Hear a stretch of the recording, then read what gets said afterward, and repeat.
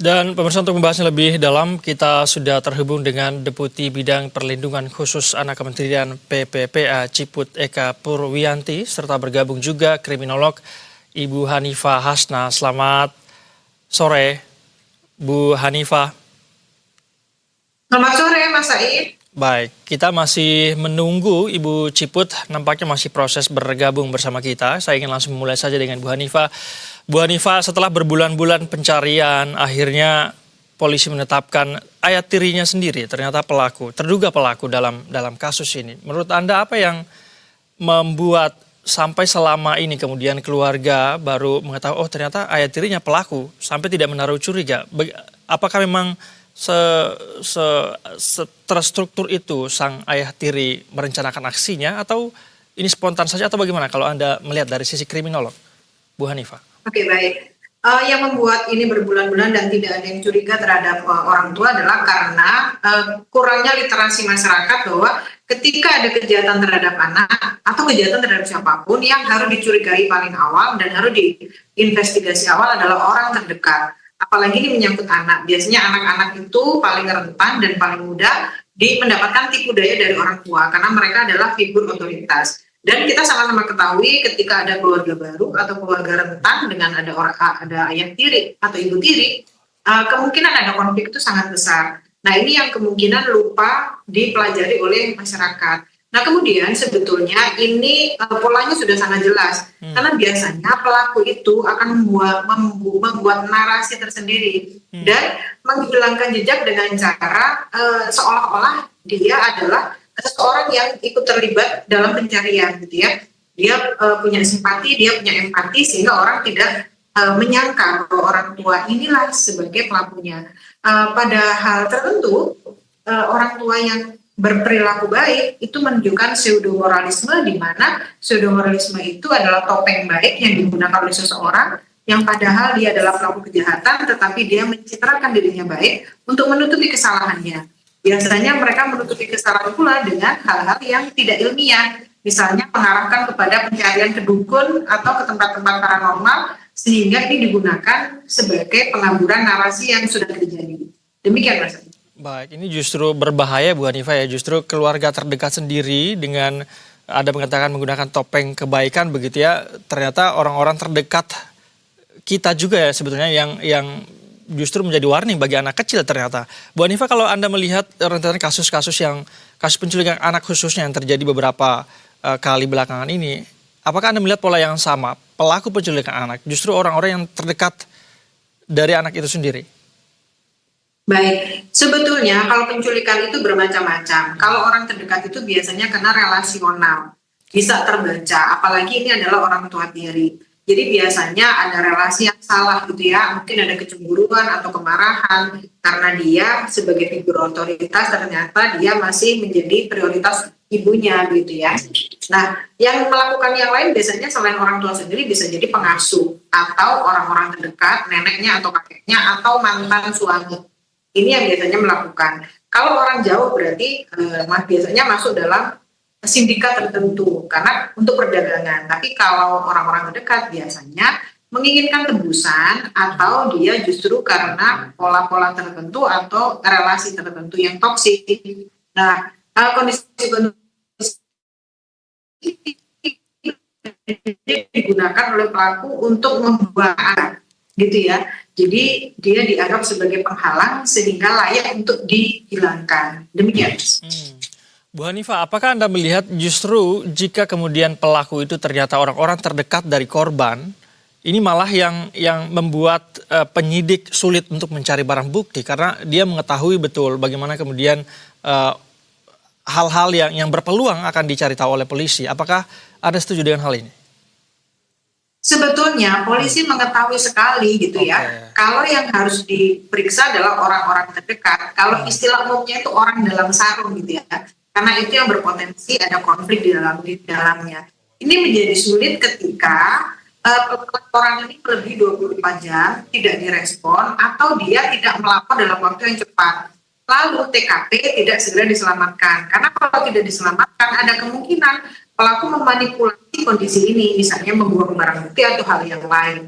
Dan yang membuat ini kesulitan adalah karena pertama jadi sangat-sangat lama.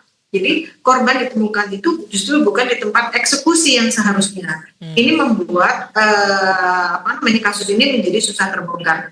Ditambah lagi ketika dalam waktu yang lama DNA pelaku menjadi sulit untuk ditemukan karena dalam kondisi yang sudah rusak.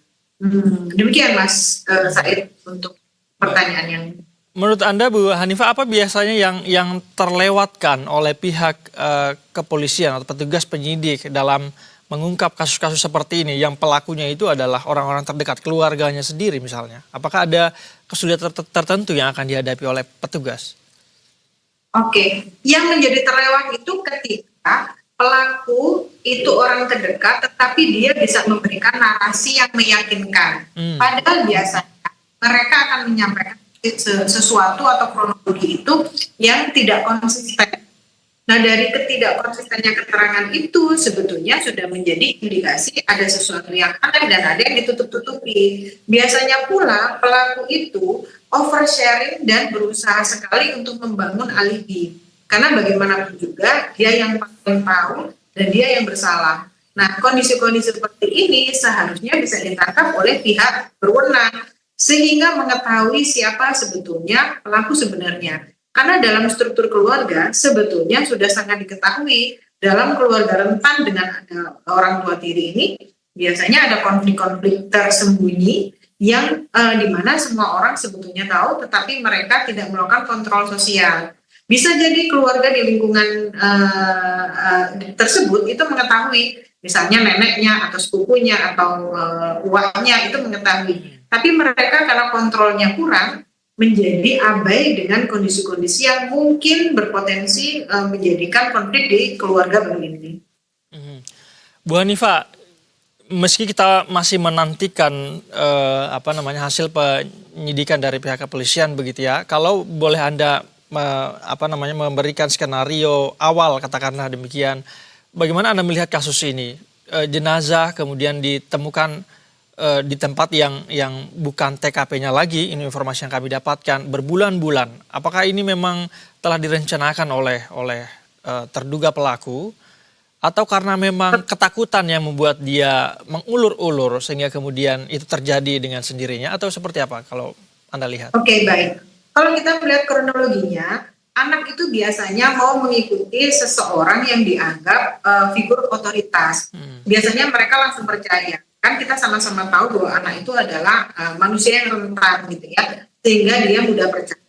Bisa jadi ini sebetulnya tidak direncanakan, ini hanya eskalasi. Ada kemungkinan sebelumnya pelaku hanya menakut-nakuti atau hanya ingin melukai, tetapi mungkin ada kondisi-kondisi yang membuat anak ini menjadi kehilangan nyawa.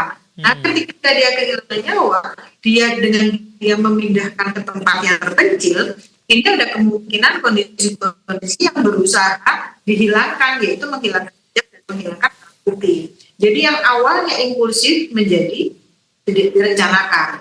Nah, ini yang harus dibongkar oleh pihak kepolisian. Baik, Bu Hanifah, ada informasi yang menyatakan bahwa ini meski harus dikonfirmasi lagi oleh pihak kepolisian bahwa sang ayah tiri ini pernah meminta untuk kemudian pisah dari ibu almarhum, cuma tidak diizinkan atau tidak dipenuhi. Ayah tiri menolak, kemudian anaknya menjadi target kekesalan. Apakah pola ini sering terjadi kalau menurut Anda? Anak kecil selalu menjadi target kemarahan seorang ayah ataupun kemarahan oleh para pelaku kriminal lain terhadap keluarga korban. Ya, sangat sering terjadi Mas Said, karena dari beberapa kasus yang terjadi dan anak-anak yang kehilangan nyawa, biasanya anak-anak yang dianggap sebagai penghalang gitu ya. Itu yang pertama. Yang kedua, justru anak ini dijadikan senjata. Karena ketika seorang ibu melihat anaknya disakiti, maka dia akan lebih mau mengikuti kemauan dari si suaminya tadi itu. Jadi, anak menjadi dianggap sebagai sesuatu barang gitu ya, yang digunakan untuk melakukan pengancaman. Ini sudah seringkali terjadi. Oleh sebab itu perlu dipelajari oleh masyarakat bahwa kondisi rentan ini harus menjadi pengawasan atau fokus masyarakat sekitar, karena pada dasarnya KDRT ini bukan masalah pribadi, KDRT ini adalah masalah sosial. Kadang-kadang korbannya minta tolong tetapi tidak punya daya dan upaya karena mendapatkan ancaman dari pihak otoritas. Jadi perlu kewaspadaan dan kerjasama dari level RT RW sampai kelurahan dan lembaga-lembaga terkait yang concern di bidang perempuan dan anak untuk mengetahui kondisi-kondisi rentan di masyarakat. Baik, kalau kita kembali membahas mengenai penemuan jasad almarhum Alvaro ini ya, Bu Hanifah ya, sampai kemudian 8 bulan baru kemudian ditemukan. Apakah memang ayah tirinya ini benar-benar pintar menyembunyikan perbuatannya, atau memang pihak kepolisian ada yang terlewatkan saat pertama kali laporan itu masuk ke Polsek setempat, Pesanggerahan? Iya, kalau bagian yang terlewatkan seperti yang saya sampaikan tadi, bahwa pihak yang harus diinvestigasi dan dicurigai adalah orang yang paling dekat, di mana saat ini yang paling dekat adalah orang tuanya gitu ya, dan mungkin orang-orang yang berada di sekitarnya. Mungkin ini kelalaian. Kalau selebihnya ya karena pelaku itu tidak diidentifikasi secara jelas, bahwa biasanya pelaku itu jelas sekali dia itu membuat narasi-narasi yang sempurna. Tapi tidak konsisten. Ini yang mungkin tidak tertangkap oleh masyarakat atau penegak hukum gitu ya, sehingga berlalu sampai ditemukan sampai 8 bulan ini. Padahal ciri-cirinya itu sangat bisa diidentifikasi, itu Mas Said. Bu Hanifah, kalau kita berbicara dalam perspektif pencegahan begitu, apa yang menurut Anda paling krusial harus diperhatikan betul oleh masyarakat kita? Khususnya untuk menghindari penculikan anak sampai kemudian berujung pada meninggal dunia. Pelakunya ternyata bukan hanya orang-orang yang tidak dikenal di luar sana, tapi justru orang-orang terdekat kita juga bisa menjadi pelaku, Bu Hanifah. Oke, baik. Yang pertama kita harus mengetahui siapa pasangan kita dan orang-orang yang ada di sekitar. Apa potensi dia melakukan kejahatan. Itu bisa dilihat bagaimana pada saat dia menyelesaikan permasalahan. Apakah menggunakan emosi atau dengan kepala dingin. Ini sebetulnya sangat-sangat bisa diketahui. Apakah sering terjadi ancaman atau tidak? Karena ketika seseorang mengancam, bukan itu adalah sebagai sinyal awal bahwa dia potensi melakukan kejahatan. Itu yang pertama. Yang kedua, selalu mengajarkan anak untuk berdaya. Karena bagaimana juga kita tidak bisa melakukan pengawasan selama 24 jam. 3T itu harus disampaikan ke anak. Yang pertama, tidak menerima sesuatu. Yang kedua, tidak mengikuti orang yang tidak jelas, ya. Yang terakhir adalah tidak diam. Nah, tidak diam ini yang seharusnya diajarkan ketika anak biasanya mendapatkan itu. Nah, disampaikan ke anak bahwa orang baik itu tidak mengancam, tapi ketika mengancam jangan bilang siapa-siapa. Justru itu yang harus disampaikan, karena kalimat itu adalah kalimat awal menuju terhadap kekerasan yang terjadi kepada anak. Begitu, Mas. Maaf. Lalu sebaiknya masyarakat tidak mengabaikan kondisi sosial, karena bagaimanapun juga masyarakat kita saat ini merasa bahwa ketika ada permasalahan di keluarga lain itu bukan masalah dia. Yang menjadi masalah dia adalah dia dan anaknya. Padahal masalah-masalah seperti ini sekarang terjadi karena pengabaian sosial yang sudah sangat-sangat luar biasa. Jadi sebaiknya ada edukasi kepada masyarakat sehingga tidak melakukan pengabaian, tapi justru menjadi garda depan dalam penyelamatan keluarga. Baik, perlu ada edukasi kesadaran memilih pasangan. Ini penting juga, Bu Hanifah ya. Bu Hanifah, kita akan masih melanjutkan perbincangan kita, namun kita akan tahan dulu sebentar karena harus mendengarkan azan maghrib untuk wilayah DKI Jakarta dan sekitarnya berikut ini.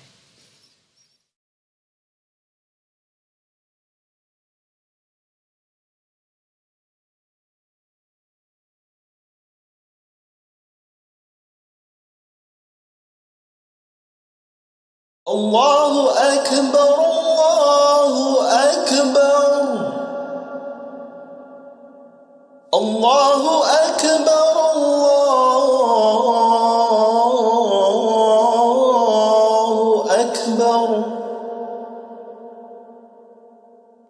Asyhadu an la ilaha illallah.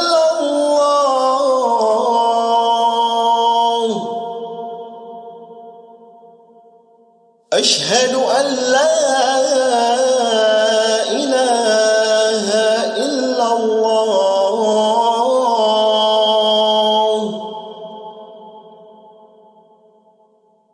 أشهد أن محمدا رسول الله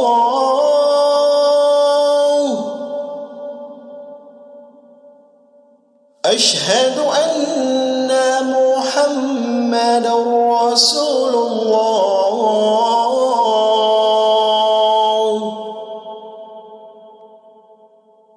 حي على الصلاة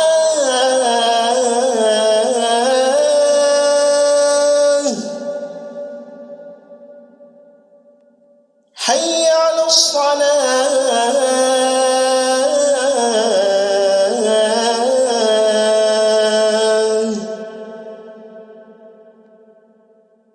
حي على الفلاح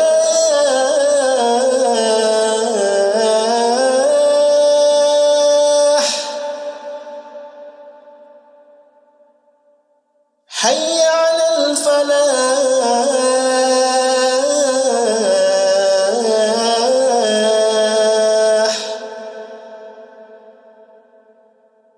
الله أكبر الله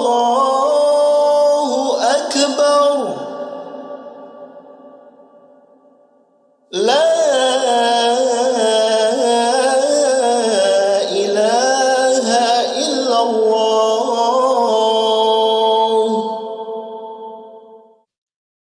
Kami mengucapkan selamat menunaikan ibadah sholat maghrib untuk wilayah DKI Jakarta dan sekitarnya. Kita masih akan melanjutkan perbincangan kita, masih bergabung bersama kami Bu Hanifah Hasna, kriminolog. Bu Hanifah, saya ingin terakhir sebagai closing statement, apa yang menjadi catatan atau mungkin rekomendasi Anda untuk penyidik dan juga masyarakat luas, agar kasus ini tidak hanya tuntas begitu, namun juga menjadi warning ke depan pada upaya perlindungan anak kita. Bu Hanifah. Oke, baik. Yang pertama harus saya sampaikan adalah kepada keluarga yang ingin menjalin keluarga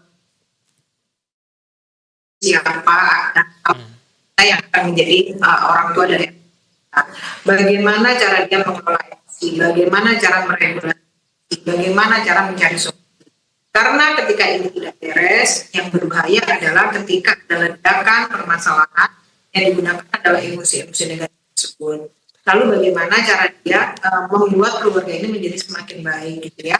Nah kalau ini sudah diujikan oleh pasangan baru, nah harapannya tidak akan terjadi kekerasan di keluarganya atau KDRT.